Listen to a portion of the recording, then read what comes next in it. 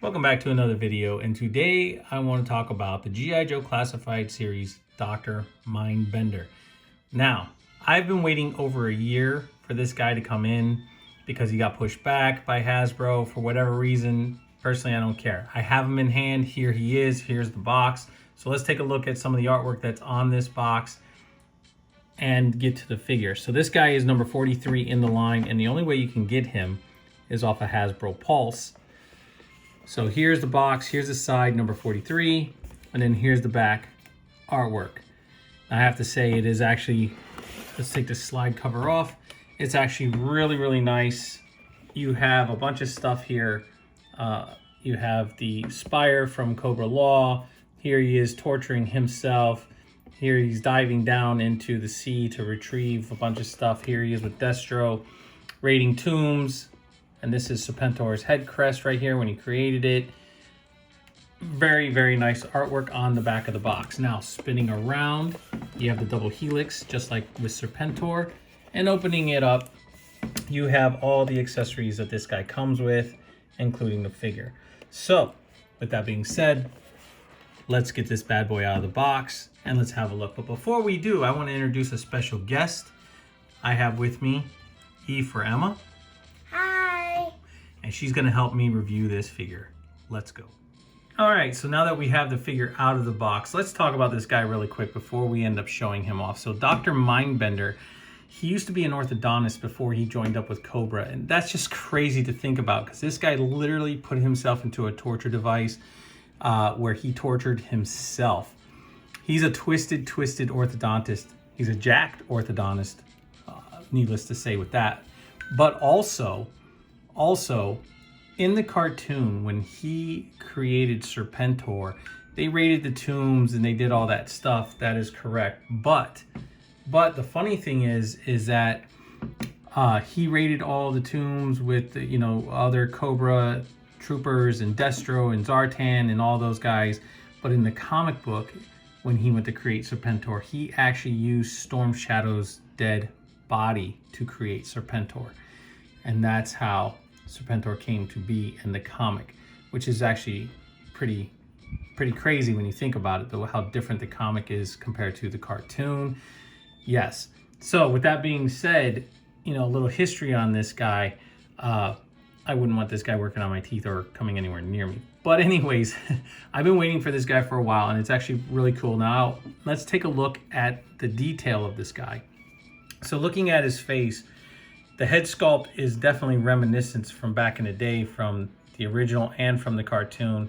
Nicely done. I like the way they did the monocle in the eye, the mustache, nicely done. Eyebrows, moving down to his, oh my God, I almost said holsters.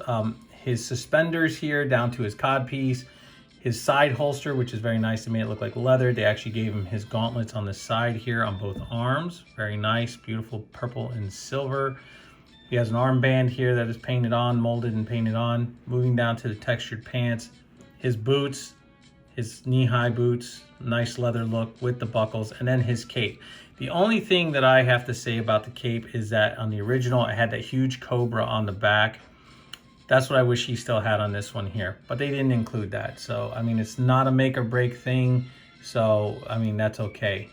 And then trying to get this belt to stay down because of the holsters here. I mean, the suspenders here, it's a little crooked. And I think a lot of it has to do with like this holster that's on his leg here. It's kind of pulling it to one side. But as far as articulation, I mean, he has his shoulder swivels and his butterfly shoulder swivels there, his, biceps and his double jointed elbows and double jointed knees, and it's all pinless text, so which is really nice. I'm not gonna really, show it off and go over that. I just wanted to, show off the figure because you guys have probably seen this guy a bunch of times and everybody's already shown off his articulation. So with that being said, guys, let's get into taking a look at the accessories that this guy comes with, because he comes with a ton of accessories. So let's get ready to do that, and Emma's going to show off the accessories that he comes with. So this one's like a DNA extractor. It's silver and black. it has this little mini handle. It has like this little tank right here. And then it has like, it looks like it's a laser shooter right here. And then this one's like another one. It also looks like a little extractor. It's a little blurry, but whatever. And then it also has like this little nub at the end. And this one is a DNA container. It is all black. It also has this little nub that it can connect into. It also has this top one right here that you can also connect it into. Okay, so here's the black hose. Now I'm going to use the air tank. Let's see if it'll focus. Let's see. Okay, there we go. And then gonna plug the air tank into the black hose, like so. And then we are going to take this gun that I showed y'all and plug it in. Ooh, wrong way. And then I'm gonna plug it into the hose, like so. So this is a DNA extract pistol, and it has like this little black, like a little silver nub, and then it's all black. This is another gun. It is called a laser pistol, and it is all black, and it doesn't have a silver nub like the other one. And now we have a hand. Thank you, Papa. Now we have a hand, a blue hand, and it has a little black pipe through it, and then you can see the little bone at the bottom. Okay, this is a little red container, and here is another one. It is a little one, has a little hole because it connects into something. And it will not be the guns, I'm sorry. Here is a little mini skull. As you can see, it has a mothy green,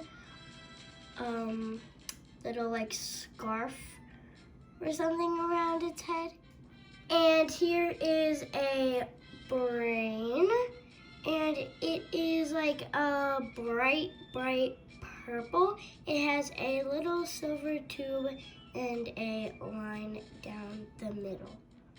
All right, so just really quick, I want to show off this container right here. So the container just pops open like so, and then you take this gross hand and just plug it in here like so to hold it in there. If I can get it to go on there. There it goes.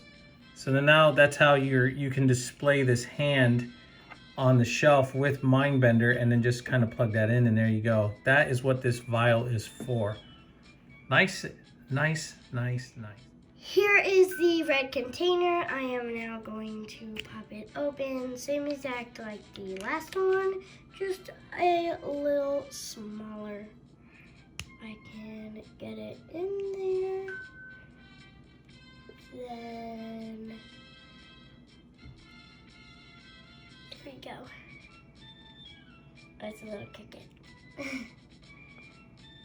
These are kind of hard to get on. Now I finally have the brain in there. It kind of took a while to get it in there because it's really hard to get in there, and it's very small, and my ginormous fingers cannot get it. Here is the red the lid, and here is what it looks like. So I finally got this on to the skull. Now I am going to put the lid on. And it has like a little crack on the top so you can actually see that there is a brain in there.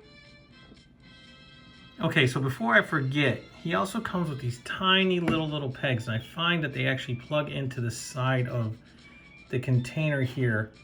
There's 4 of them. They plug into the side of the actual vial that actually holds the brain into the side.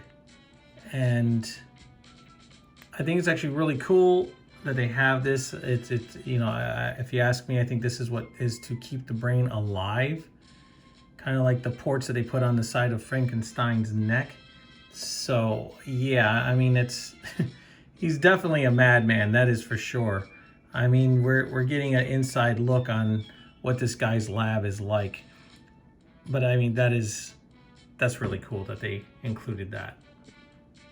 Okay, so now that we went through all the accessories and showing off everything, there's just a couple more things I just want to show off. And that is the fact that his little laser pistol right here, of course, fits into his holster on the side, which is actually really nice. Fits in there, no problems. And then on the side of him over here, he has a port. And with that port, this is where this canister would plug into. Excuse me, I'm not going to display this canister on him because one, it doesn't seem to want to plug in too well, or I don't have it lined up where it should be, because of the fact that it gets in the way of his cape. I guess if I move it out of the way, stop being lazy about the situation, plug it in, but then his cape is up like that. I guess if I wanted to display him with it, I could, but there he is, and that's how you could have him holding it, and so on and so forth. But I just wanted to show that off. The other thing I want to talk about is I wish they would have, with his cape here, with everything that they included, they should have included his Cobra insignias that actually hold his cape right here, where he had them on each side of the suspenders. But otherwise, I think Hasbro did a phenomenal job with this figure.